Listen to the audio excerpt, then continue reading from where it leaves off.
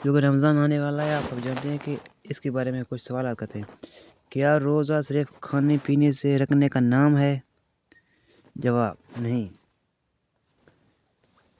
क्योंकि रोज़ा आँख, ज़ुबान और दिल को भी गुनाहों से बचाने का नाम है।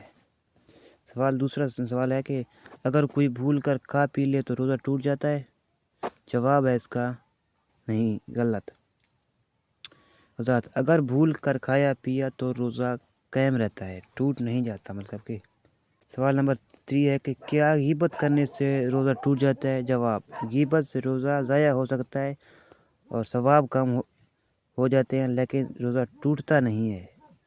सवाल नंबर 4 है, क्या नीयत के बगैर रोज़ा हो जाता है? जवाब नहीं, रोज़े के लिए नीयत का होना ज़रूरी है।